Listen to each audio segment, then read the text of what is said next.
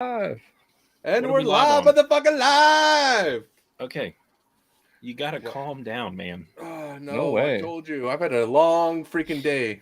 And this is like the first 10 seconds that we cut anyways, so I Do can we be ever cut it? We cut it for Spotify and stuff, but we don't cut it for Yeah. I think the YouTube posting. YouTube gets a raw, baby. Yeah, they Yeah, get the live. raw, live. unfiltered, Well, I guess unprotected. Facebook does too. Yeah. Yeah, But, but they get the STDs in Facebook. Check this out, guys. What is that? It's a Starbucks cup, little Disneyland one. Oh my goodness. Yeah, the Oh. missus collects them. So I was like, this is a rare one, I guess. You Heck yeah. fancy? Just Yeah. let everyone know if the live goes out again. It's all Cody- fucking Josh's Cody- fault. If it Cody does, apologizes ahead of time. Listen to For that. what he- Page. Page even is not blaming me for something. no, that's all Obviously. Josh's fault.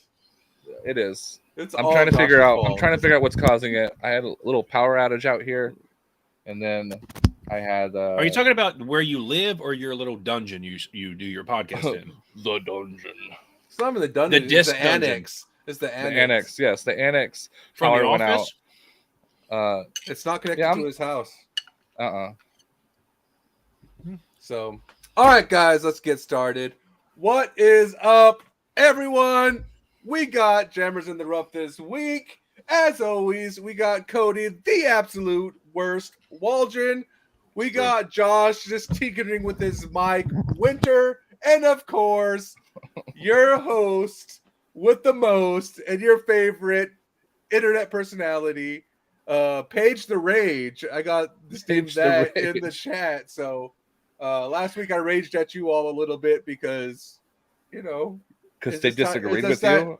it was that time to just rage. So we're hoping for a better interaction this week, which means you guys just got to be more agreeable. You just got to agree with everything I say, and we'll get along nicely. But if you challenge that, then we're gonna have some continued issues. Yeah, I knew. I loved how you love Hulk colors. It's all making sense. Why you like the Hulk so much. Dude, All it takes is one person disagreeing with you, and it comes out. I saw a first run passion that made me think of you today. Hulk colors is purple with some green swirls. Yeah, if they didn't feel so nasty, I would be bagging some passions. They have some nice swirls. You need some passion in your life. I'm all passion. That's all I act on. I'm just out in the gym, just feeling myself, bench pressing, just in love with my arms. No, That's weird. Nah, it's not. It's passion. You gotta love yourself, Cody. Which is weird is that you don't love yourself. Let's talk I about do. that. But so this week, one of the main things I wanted to talk about. So chime in, chat. But what are your feelings with the last 2 weeks of events going long and into the night?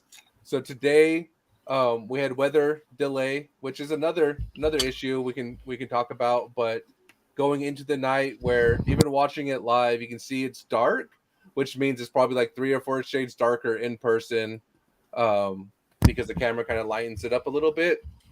So I wanted to kind of hear what you guys' thoughts were around that. Especially are you asking what do we think about weather not being controlled by man? No, Or... I'm asking. Do we need to find Storm the Mutant? Is what do you want us to do here? But it's not weather. Last week wasn't weather. It wasn't weather delay, and they still pushed it. What was it? Deglow? Not Deglow. That's this week. Ledgestone. I don't know. Idlewild. Oh, Idlewild. Sorry, Idlewild. I don't know. This is a disc golf podcast. Pay attention. Idlewild. But I went into the evening without weather delay. Idlewild does also a lot of pros in the field. I know they're trying to add more and more to that. It's just, it's getting pushed back, and I would think my 2 co-hosts would have some thoughts on it, and not just me. So you're you saying didn't even know what it was. So last week it got delayed because they had too many players, and it was just going slow. No, last week I think that was the timing issue, because what was it? Gannon Burr's card got time checked by the TD, and told to hurry and play at a faster pace.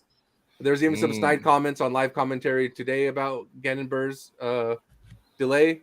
So it's just, I think some of those aspects causing it to go into the night. And then this week was obviously weather, but I guess some of my thoughts is I think the tour is poorly planned. In You regards are very to anti-PDGA, so oh, absolutely. But I think it's like poorly planned. If you think about like, as we're losing daylight savings, why are we going further north away from the equator where it's going to get dark sooner and not going down south where the sunlight stays out longer, right? Texas swing being the first half of the swing. Why isn't that on the tail end? That's just kind of that's my thoughts, right? You can plan around some of those things so you don't run into that's the a solid issues. point. That's a solid Yeah, point. of course it's a solid point. I made it. Okay, no.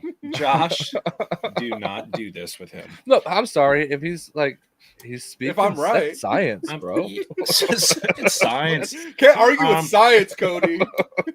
I'm not a science I know teacher, how y'all. you religious folk are. I'm a PE teacher. I don't do no science. I don't believe in no science.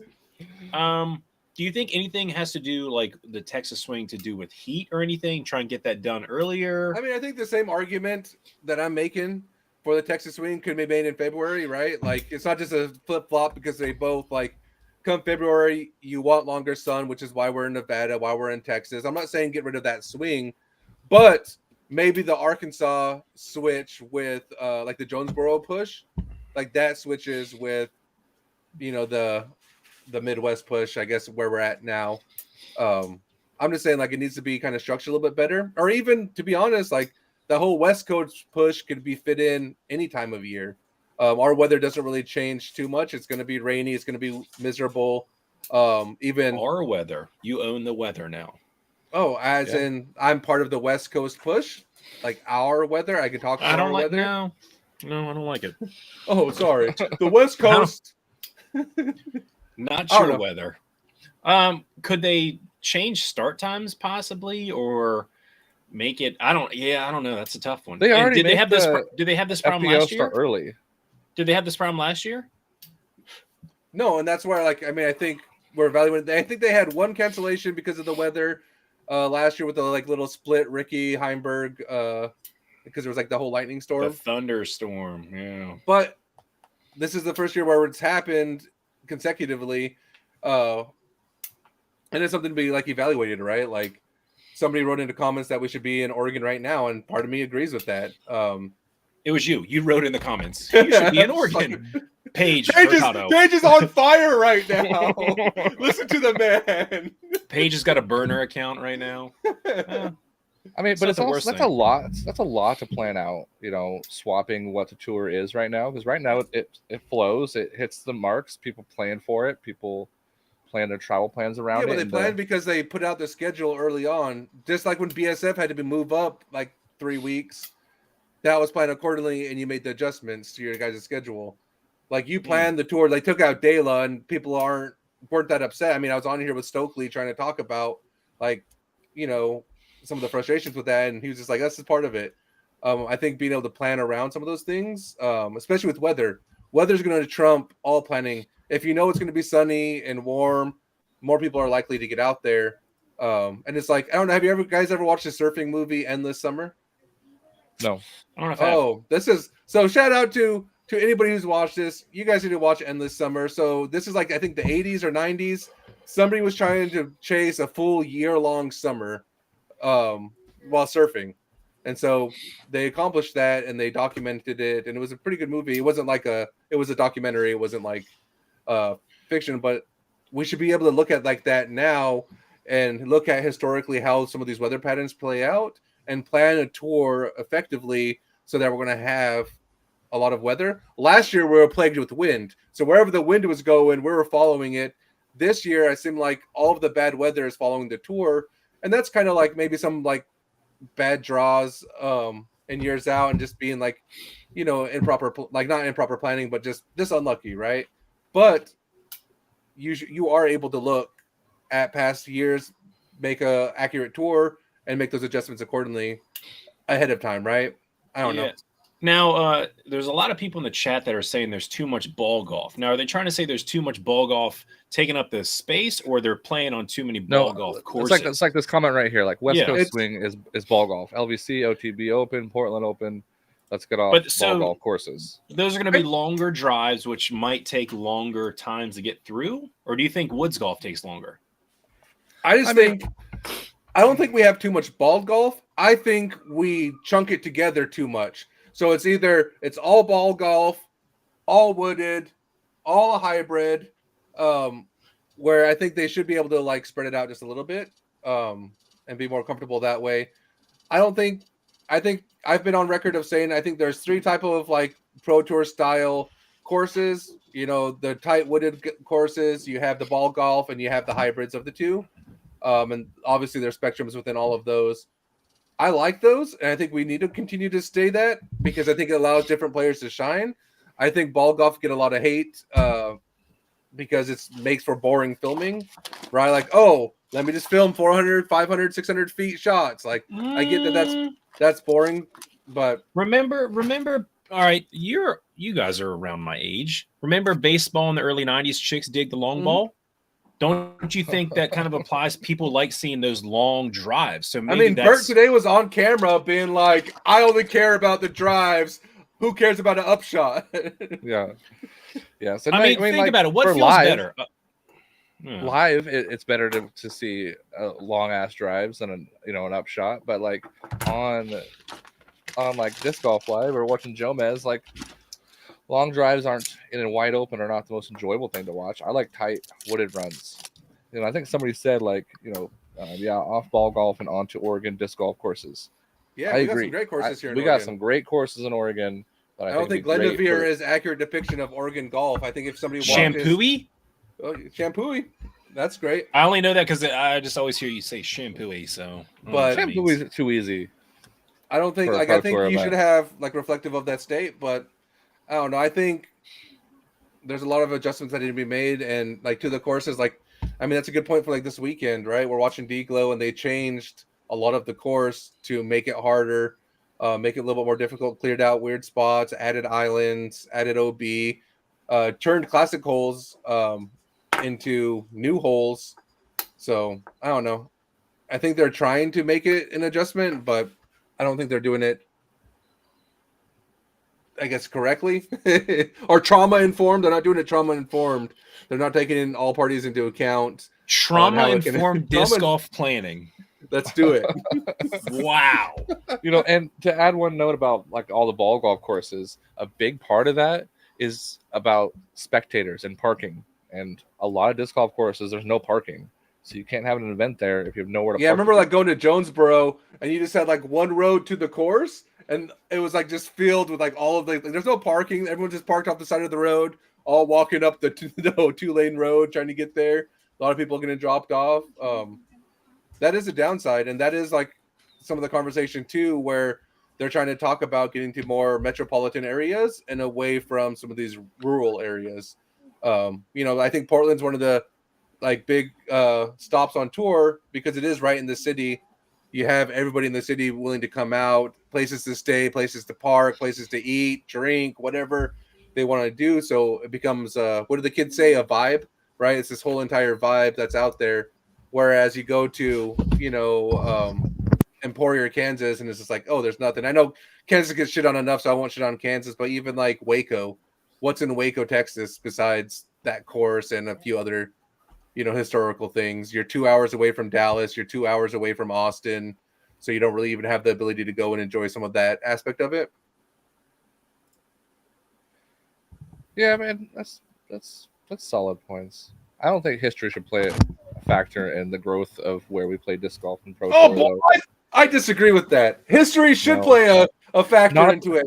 Not if it's just like boring ass courses. Like Dela? Dela's not boring. It's just, what did Scott say when he came on about? Like, there's reasons why it doesn't really fit into the tour. Yeah, but I'm not saying like that's because like people quit working on Dela. I think if Dela was continued to be worked on to maintain not where it was, but to meet like this day and age, I think it would be a lot better of a course and a lot like it would have kept its spot on tour.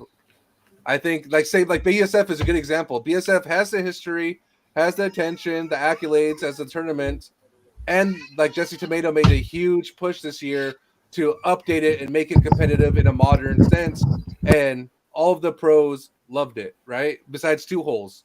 And those 2 holes are getting reworked for next year because you're taking those adjustments. Same thing with D-Glow right now.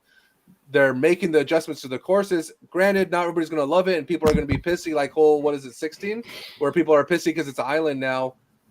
But okay, so this didn't work. We're going to adjust it next year. We're going to adjust it next year and keep pushing that envelope because people are just going to get too good at the same old routine. That's why they're pros. They're so consistent at recreating those shots. I think history should play a fact in keeping these courses as long as you're continuing to update the course and make sure, unless it's obviously like, you know, the quintessential like tournament course that, you know, I think what's the one at Champions Cup that everybody loves? WR Jackson. WR Jackson is like one of those, like, I can see that being good for 5 to 10 years, but continue to monitor that for the next 5 to 10 years. Don't just be like a lot of courses like, okay, this is good for 5 to 10 years. They go F off and then it turns to shit. I think Horning's Hideout is a good one here in Oregon. 2 to 3 years ago, Eagle talked about it was his favorite course. I don't think he's going to come back to Horning's Hideout and be like, this is still my favorite course because it's been neglected in those last 2 or 3 years. Okay, I see what you're saying. See, I don't know the Oregon golf course, so. Well, but I see what you're saying about maintenance and everything. But even like updating the holes, right? Like you need to like, okay, is this one a little too easy? Is this a little? And he's gone. But what he's saying is that he's not that good, and he needs to focus more on his shots. Are you still there, Cody? Oh, I'm still here. I'm just wondering why Paige isn't. Sorry, you probably see me over here like my daughter's out of bed. Like, they're getting bed. They're getting better. I'll come over there. Yeah, but like I get having the history on the courses and like keeping them around, but like Paige is saying that we need to keep them updated. Like hole 16 on this tournament right now, that draw people a picture. Hole 16? Give it to me. Give it to me. Hole 16 is a par 3. And it's the hardest par 3 on the course, and it's a island hole it's such a small gap, kind of downhill to land on this island. And I personally feel like hole 3 is really fun to watch in this tournament, and I can see why people are complaining about it, just because it's hard. I'm sorry, disc golf should be hard in a pro tour, and that's a really cool hole to watch. Well, it's also like, what do you have to do? Just throw straight? And not that like that's not the hardest shot in disc golf or anything, but you know, Calvin's made his entire career off of throwing straight. There's no reason he should be missing that hole. And he didn't today, but I'm just saying in general, like the people that are complaining are looking for excuses for why they're unable to convert and be successful, because there's people out there that are being successful on these courses. I always think about like, you know, Paul McBeth when he was like, oh, 3 courses at LVC is too much to prepare for. Yeah, you can say that, but there's obviously people that are showing up and being successful at that tournament. They figured it out. That's what makes them a professional, and that's what should make all these people a professional in some of these aspects, because there's impossible holes out there. There really is. Like, what was it, 2 years ago? Trojan had the hardest hole in the nation. And yeah, a lot of people complained about it, but that's also because, you know, they threw into the water. They lost their disc. But there's usually a way in which you could not be stupidly aggressive, play within your game plan, and take a par. Most people aren't willing to swallow that medicine, and then they want to bitch about it. And I think that's like a lot of the problem with a lot of our disc golfers. Like there was a post on Reddit today where they're like, how do you feel about a tree in the middle of like the tee pad? It was like, you know, 10, 15 feet off the tee pad, but you had 2 wide gaps on the side of it. It's like, that's completely fair. Don't hit the fucking tree that's right there and staring at you. So if you can't do that, then you shouldn't complain about it. You should get better. Enough of the hot. So what do you think is the Paige's hot takes? Where do you think is the medium ground? You don't want something that's too difficult, but you don't want something too easy. So what is that like middle ground you think should be on a pro tour, championship level courses, if you will? I think I mean, you can look at some of the stats, right? Like if it's a par 3, I like the like 2.8, 2.9.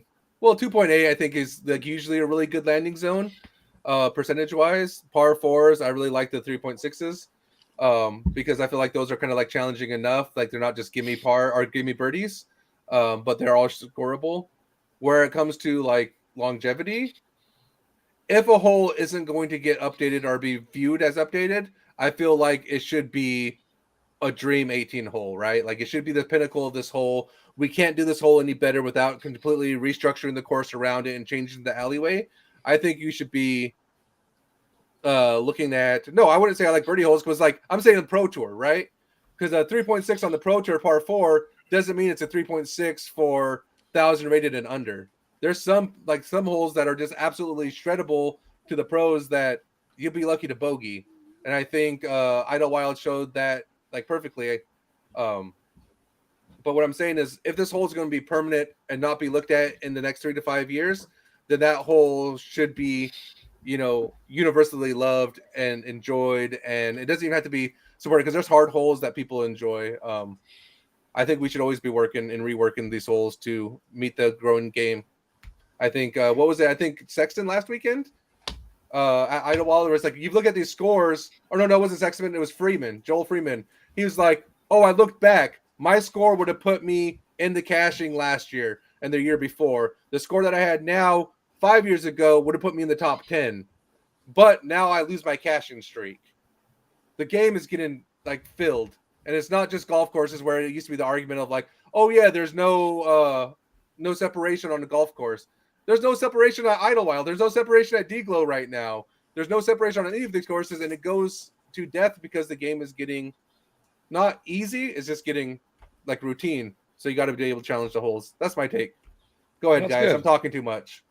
Well, obviously, we all know that. But so then I guess you got to figure out, you said you don't want people changing the holes or you don't like it. So then where is that, again, that happy medium? How often should they be changing holes to increase that difficulty? Oh, I don't think I said I don't like the changing holes. I'm saying historical courses should be on the tour with updates. I think that's exactly what I said earlier. No. Turn that shit back. No, it is. That was the point that he was making. Is that? Thank you, Josh. Thank you, Josh. Somebody listens. Not me. Mute you right now. You're muted. History shouldn't be a factor in keeping a course around for Pro Tour. Because I think you look at it this way. That it should. Technology. Wait. You just said history should be. So are you saying we should keep the historical courses or we should not? I said we should keep the historical courses while updating them, right? Dela lost like some of that pace. If it was updated, it would still be like a highlight on the Pro Tour, like BSF and how BSF did it. We kept that historical course. It's been updated. Come on, Cody. I expect a little bit more out of you. Nah. You do expect more out of me? That's your problem. Absolutely. This is why you're the worst. You don't listen. Selective hearing. I listen to what I want to hear. No, and I think, they should change up the courses that we have on tour. Do you think they should keep half? I think they should change the pacing of the tour. Like, try Texas somewhere else. Try the Midwest somewhere else, and try Texas somewhere else. Move a state. Move it on the timetable of the tour, and figure out some of those swings. But what I'm saying is, see, somebody's running though. It has nothing to do with the updating of a course. The PDGA wants exclusive rights to land management. Yeah, year round or just for the tournament? I think they probably have contracts that probably have multi-year contracts. There probably has to be too. Like you look at somewhere like Toboggan, you can't modify like a ski resort like that without state level like support. You can't just go in there and cut 50 feet off of around these trees without having some type of clearance. Did you see that last comment? Dela and Milo won't be on Pro Tour no more. I like that. No more due to being in state parks. For tour events. Oh, I mean, Milo's going to be back on tour next year. That's already confirmed. They're coming back for the Silver Series. I'm really curious why the state parks part. I'm curious about this whole this is the first I'm hearing about it. I'd be interested in any and all information around PDGA and their land acquisition, because getting the land rights is all about profiting off of that and being able to modify how it is. I know what's the Prodigy one that Kayla Visca does? Oh, the preserve. Yeah. Like the preserve, they like that. I know they like Paul Macbeth having Throw Down the Mountain. That's probably gonna be on tour next year. If not the year after the lawsuit kind of settles. Has it settled at all, by the way? No, it hasn't. I haven't heard anything about that. Just Florida man suing Paul Macbeth. Yeah. But then you get the argument too, like with land acquisition, like is it like the rights to modify the course as they see fit? Because like Glendoveer and Portland Open, because then that'd be the same argument, right? It's privately owned by a golf course or whatever. Like, I don't know if they're going to let you cut down trees or, make those aspects. So I don't know. Cut down what you want.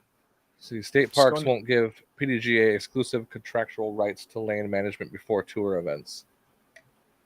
And so that's like updating or not updating, like trimming, cleaning out, modifying layouts. I guess land management, I'm just kind of curious what that is, especially if the layouts are already in there. Because like Milo is one of those courses, like the layout's permanent. It's not the temp course. Even like when like they shut down the BSF holes, those are still there. And then it's all volunteer that takes care of it. So they don't even get like Milo gets taken care of by like a groundskeeper that's volunteer based and isn't state parked. It isn't cleaned up by state parks. I think I can see De La being different, but I know for Milo. Anyways, I'm curious about any information. Send that to me, whoever that is. Facebook user. Facebook user always has a lot to say. It's usually Jerry Ann, but Jerry Ann, it's not Jerry Ann. I know. So whoever has that information, I'm really curious about it. I would love to do the deep dive. And just looking at what it is, because I think control is all about what PDGA has all been about. It doesn't matter what topic instance they've taken, it's all about control for them. And I can see them wanting to control the land in which these courses are played, because there's a way to monetize that. And they obviously need money because they can't even. Never mind, I'm not going to go down that trail because they're running out of money and they broke. Hot take. Nah, not hot take. Jomas is going to pickleball. That's a hot take. Is Jomas going to pickleball? Don't tell. I mean, I would watch pickleball. Would you? No, I wouldn't watch pickleball. I didn't even watch tennis, and tennis is more exciting. I don't know. Pickleball is pretty fun looking. I played pickleball, but do you? I've played it like in high school. I haven't had the urge. I had to teach it. Yeah. Get out of that kitchen, baby. Get out of that kitchen with the dink and the plink and the. I don't know. A plink? What about an Ernie? What about an Ernie when you go around and hit it? Pick up Facebook user with their hot takes. Do you see that? What's that? Come on. Pickleball sucks. Though I did see like a comparison or where they're asking if pickleball or disc golf is, taking off more right now. And I think pickleball is taking off more right now. I think a lot of those COVID disc golfers that got bored because they hit a wall are hopping to pickleball and getting that kind of boost of serotonin and feeling like an athlete again.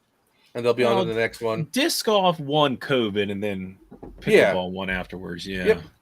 Yep. I guess I can only speak for myself. Was that Josh groaning? No, that's just yeah. I can only speak for myself, and there's something about disc golf. It's not just the throwing of the disc and having a sweet line and getting that ace or getting that long putts. It's about going out and into a wooded course and walking that course and playing that game and doing what you do with your friends and family. This is your whole carny thing coming out. You like going in the woods with people. No, it's not. This is not like because I enjoy obviously people. You're a disc golfer, so you're going to be like biased. But there's a pickleball court. Pier Park, one of the best courses in the world, the travel destination top 5. There's a pickleball court right in the middle of that. So what you're saying, that you have the ability to walk through the woods, go to a pickleball court, play pickleball court under those trees. You still have the same experience in the same. Facebook user is Josh wrong. Just come on, just tell us Facebook user is Josh wrong. That's boring. It's boring to you, but it's not boring. Someone's gonna love it. It's not boring to Chad and Stacy who have the 6-pack and are in the woods enjoying it. Who's Chad and Stacy? They're the pickleball players. Chad and Stacy are the classics. Yeah, they're on the pro tour right now. They go from one city park to the next trying to play pickleball. Yep. I don't know, man. There's just a lot more to disc golf for me than pickleball. I play pickleball. I like pickleball. Don't get me wrong.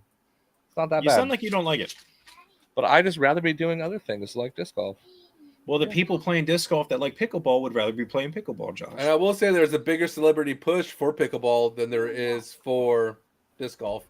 We have Bert, which is great, but there's also a lot more players playing pickleball and a lot more like support for it, because you also have like the Bobby McEnroe who's jumping to pickleball and just breaking his paddles and doing his thing. Because you can't play tennis anymore at his age without like being but you don't have but that's gonna carry the pickleball to a higher level because you have that. You don't have Tiger Woods being like, all right, I'm hanging up my clubs, let me go to disc golf now. We don't have that. He might. It will happen. Maybe like who's the what is his name? The one that bought it with Paul Macbeth, Throw Down the Mountain. He's kind of our biggest one, but he's not gonna like retire from baseball and just jump into the pro tour. He could. I mean, he's good, fully able, but with his hundreds of millions of dollars just chilling, he's gonna be like, I'm gonna go fucking play disc golf now. He probably do it as a hobby, but not as a full touring thing like McEnroe would. I'm just saying. The question Shohei Ohtani is going to play pickleball and then disc golf next year. He's going to give up all the money. They said Shohei Ohtani is going to be worth $73 million a year. Can you just imagine being worth any of that? Like the biggest disc golfer is worth $1 million a year, and you're just like, hey, that's a big contract, and you're just like, I'm worth 73 of you, chump. Well, I don't think any human being is technically worth 73 million. Oh, anti-slavery comments. I like it. No, I mean, I'm saying I don't think any human's life is worth any money. I did not say life. I'm just saying, what do you do that warrants $73 million? You hit the ball real good. Real good. Yeah. I just have a hard time with that. I just don't. What are you going to do with all that money? What do you do with $73 million a year? Wall of caviar. Discs. Oh, sorry. Discs. This way. Discs. Discs. I don't think, Paige, you have a nice collection. I don't think you have $73 million worth. No, not at all. I probably got $730 worth. I don't even think if you took all the discs in the world and combined them, possible. But 73. I think for $1 million you can buy the bulk of like all of the 15s, all of like the money runs, all of what you want. Like you could probably get every disc in the world for $1 million. Probably, yeah, easily. That's what I'm saying. You could have every disc you want, every bag you wanted. Mm-hmm. You could have the custom pound. You could have Levi come to your house and sew one in your own custom Segway Dragon, your Ridge roller with your pound. Did you say a Segway Dragon? Because that would be cool. So just breathing fire. Wow. Did you guys? So I don't know if you guys watched Iglo today. You guys see Ricky's caddy? No. What? I haven't two bagging it. Ricky had his Latitude bag on and pulling his cart. So Ricky's caddy had to carry 2 bags for Ricky. All of the discs. Is that too many discs? I feel like that's too many discs. I don't know. My guess was like the upper bag was like extra towels and stuff, so it wasn't like all of the discs. But there's no way of knowing. We need to get Ricky's caddy on here. Not Ricky. I don't want to talk to Ricky. I want to talk to Ricky's caddy. What was in the bag? What's in the bag? What's in the bag? Who can tell me what movie that's from? What's in the box? But still, come on, what's Facebook in the user. box? What's in the box? And who said it? Nobody. One. That's an easy. Come on, people. Okay, Josh. It was Brad Pitt. Sandwiches. Sorry. Someone wrote sandwiches. It's not sandwich. I'll give you credit just because you wrote sandwiches instead of sandwiches. Sandwiches. That's disappointing. Yeah. Base. Do you not know the movies, Josh? Well, was that not what's in the box? Base. No, it's not. No, Base. It's a famous movie. Brad Pitt, Morgan Freeman, Kevin Spacey before he got all weird. Before he got canceled and was. Mm-hmm. What's in the box? You go away, California. No, you go away, California. You hear? 42 Mormons. No, okay, Josh is just putting numbers and words together. 42 Mormons. He's dropping a real movie? Marmots. All right, guys, you're getting derailed. Let's bring it back to disc golf. Hey, Nobody shout out to my reference. Oasis. Shout out to my 7. Okay, my shout out to my guy Scott Price. He's my Oasis B. He I got Corby. I got Corby. I know. I got to send to Lurch. You're making me send to a TSA member. Grow up. I didn't. And I didn't even write elevate. I wrote escalate. So I don't even know how I got lumped into this. Escalate. Yeah. I wrote escalate, and somehow I got to send to Lurch. Cody's just escalated right now. He's like, I promised you escalation, so I'm going to escalate. Yeah, I'm going to escalate right the now. problem. I mean, I do have this. I don't know what this is, but it feels it's nice. a Pathfinder. It says I know I can read, but it's it an just looks ethereal cool. Pathfinder. That's it's also run. an alien. What is it like I don't know, runs. I don't know. It's flat. The ethereal run. Okay, Team TSA, calm yourself. I know, right? Got to represent. Is that a TSA hat? What you got there? No, it's not. Oh, that's not that. Who does that? That's because I have some pretty hot takes. So, all right. So I was just talking about bags, and you were talking about 2 bags. How much is too much? If you're carrying a bag of disc, what is that sweet number for you? Like if you had depends on the course. No. We're just saying you have one bag. You either have to for this whole year, you either have to carry a tournament bag with 40 discs, or you have to carry a small bag with I carry 15. a Berg bag. Shout out to my sponsor, Berg. Their bags are sweet. They're Berg. What are they called? They're icebergs. Okay. Bag. What version? 2.0. I don't know. It's 3. Why are you sponsored by these people? Pay attention. No, I got the second version, not the third. It's V2. And he's frozen. Cody's out of here. I'm not frozen. So he just sits still. I'm glad you asked this question because I do carry about like 35 discs. Too much. But I think it's too much. But it's set up for every single Oregon course. I never have to switch out my bag. Oregon courses have the most diverse courses, I think, in the nation. We go from golf course bombers to tight fairways to wooded holes to in-between hybrids. So my bag with 35 discs is set up for every single course. Okay, you heard it here, Jamers and the Rough podcast listeners. Paige is saying Oregon golf is better than everywhere else. I said it more diverse. And if diversity is better, which I agree with, then yeah. Oh my gosh. Okay, so Paige said 40. So Paige says 35 discs. No, Josh, you have to carry it for a whole year. For a whole year? I can do a whole year with 20. I can do 20. Okay, so Josh's sweet spot is 35. All right. What do you got, Josh? Show it. What you rocking, baby? Well, currently, because I don't want to hold my cart around, I'm using my Carlton. Yeah. And here we are again, guys. Pound bag saves you strokes. But also, what's hard in Oregon is that finding a course where dragging my heavy ass R3 around, sometimes it's just more work than it's worth, and so the pound just works well. What about you, Cody? What is your magic number? That's counted. Cool. That's really cool. All right, Cody, we're gonna highlight you until you tell us. Wow, yeah, get paid. I am. So shout out to Pound again. I'm rocking. I got this from my man Nico. So I don't know if he's ever tuned in. No, not Nico Castro. No. And I got the Rufus because I used to carry a Thorpe, and I just noticed I was carrying too many discs. So right now in there, I got 19, and 19. That's plenty for me because I have, that lets me carry. I always like to break it down to drivers, fairways, mids, putters. I like to keep, at least 3 of each, ranging and stability. Sometimes a little bit more, a little bit less. Now, most of the courses around me are wooded, and like the longest. Like I played yesterday, the longest hole was 600 feet, but that's only one. Every other hole is under like 350. So I carry one driver that I'm going to use, and then the rest are either fairways, mids, putters. So I could play I could play every course I wanted to with that with my one.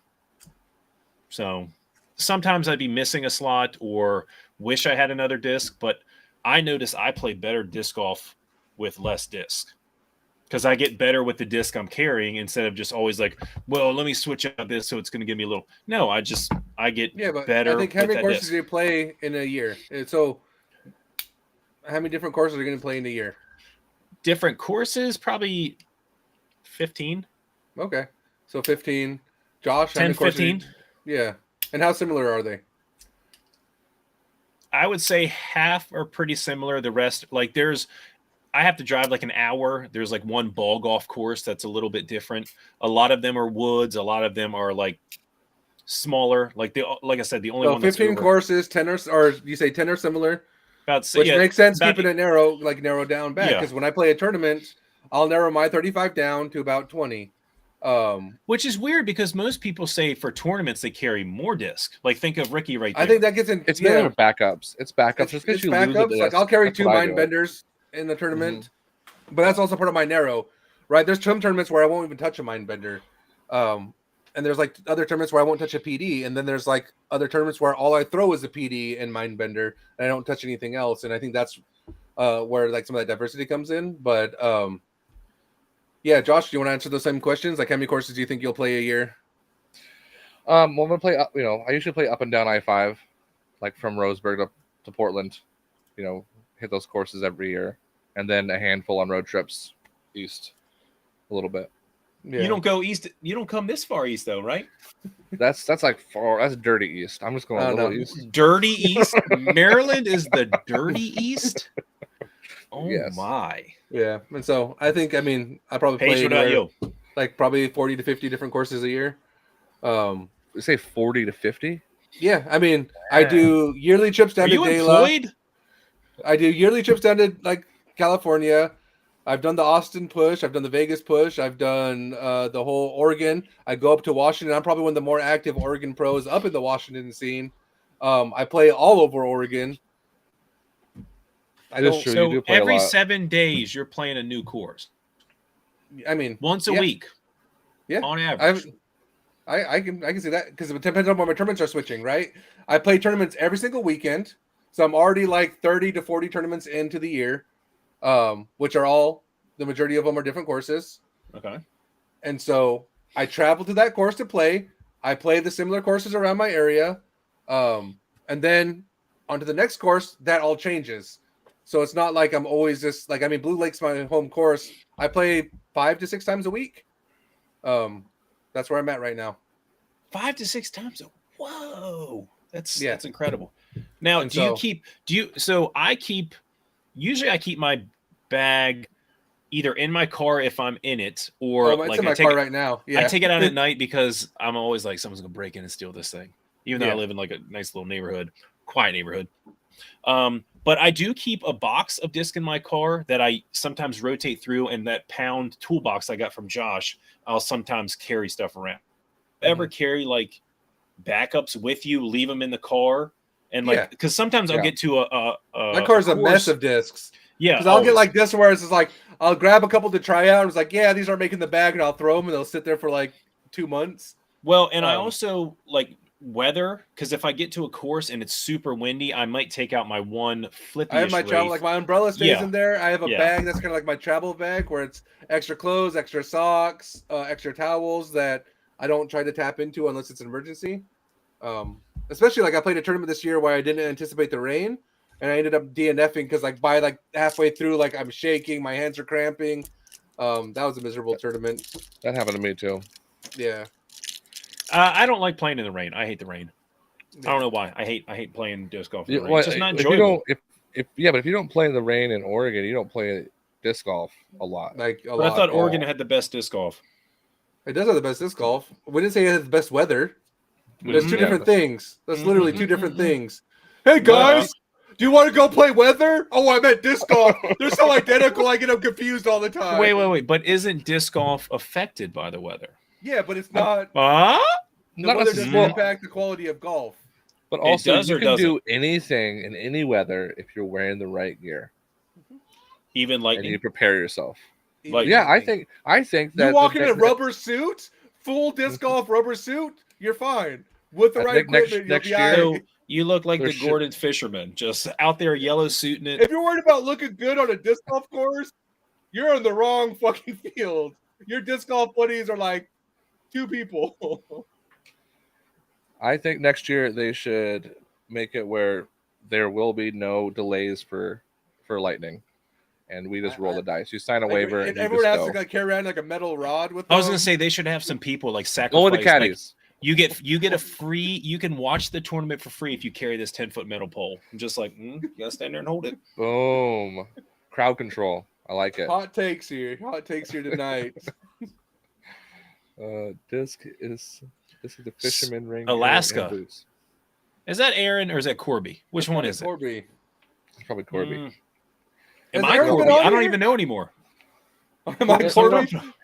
I don't know. Honestly, looking at all my discs, I carry 20 for like my daily bag, but like you really only need one, and it's the first run. Nebula or a Pathfinder. That's what you're putting with.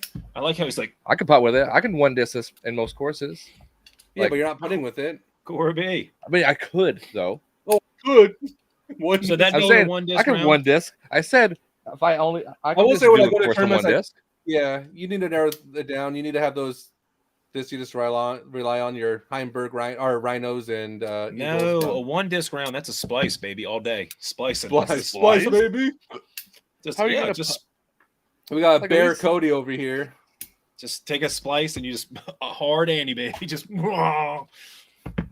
That's I do want to find. It is Corby. Corby, what's up, buddy? I want to get a shift. The new shift. Shift. What? What are you from The Wire? Oh.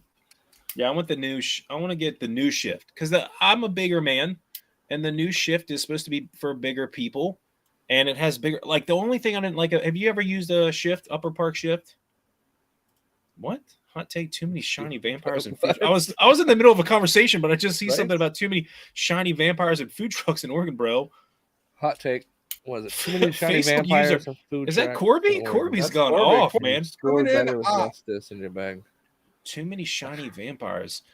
Which we can like what about the vampire bombs of this year? What? Like the movies? What? There was like the whole Nicolas Cage vampire movie bombed. There was a Dracula movie that just like the what Nicolas Cage vampire movie am I missing? Like what is it like? I don't know, some like Remington or some shit. Nicolas Cage goes off and makes these like low budget movies just randomly, and he'll be in them. It's like, oh, Nicolas Cage, like yeah, but this was supposed to be big and it bombed. That's the whole thing. Which one was it? Let me pull it up, guys. And there is the Demeter. Has anyone seen Renfield? No, that sounds dumb. Is that dumb? I mean, is that a comedy? That looks like a comedy. It looked to be like a little bit of both. Yeah, because comedies can't be successful. Not with Nicolas Cage. I ain't watching that. No, there's one now that looks kind of good. It actually looks like a horror film. Yeah, so Renfield was a $65 million budget, and they only grossed 17 million. So it was like Shohei Ohtani funded it. He's like, I'll pay for this whole movie, y'all. I got you. We are officially off the rails. Thank you. I'm trying to keep them on track, and we're talking Renfield. Who said we're off the rails? Disc. Yeah, I'm holding up a disc. I got all of them. All right, let's move to closing thoughts because you guys are off the rails. So, Josh, it's us. We're the fucking problem. Yeah, you talk all the time, Paige. Who brought up vampires? Shiny vampires. Show yourself. Oh yeah, did you say me? You. Josh never goes first, but I like it. I'm gonna. I know it's. I wasn't prepared for it. I was not prepared. I never am, Josh. Just let it come from the heart. Spill it, baby. I think people need to realize that they can't let other people like Paige run their life. You know, he may have a loud voice and try to bark, but he's a teddy bear. That's called bullying. And sometimes the bullies just need hugs. And so I'm probably going to take off from this podcast and I'm going to drive up to Portland. I'm going to give him a nice bear hug. We're going to talk about our pecs, and then I'm going to go home. So just be kind to your bullies. Considering you let me boss you and being the first to go with your closing thoughts. I'm just saying. I never once said I wasn't passive. I don't follow you blindly into the fold. Yeah, we're talking about your qualities, not mine. Twilight was filmed in Washington, not Oregon, guys. Come on now. They're all the same. Cody, what's your closing thoughts? That was Josh's closing thoughts? That was it? Be better to your bullies. Yeah. I mean, go out and play disc golf. That's a better job. I mean, I don't know. You don't need all the disc. Ricky Wysocki, I want to talk to you right now. Your caddy is struggling. Nobody needs those hills. Can you imagine carrying 2 bags Paige, I'm talking to Ricky. calm down. You don't need a cart and a bag. Your caddy is struggling. You're not the only one working. So Ricky, slim down the disc. Buddy. Yeah, I'm done. All right.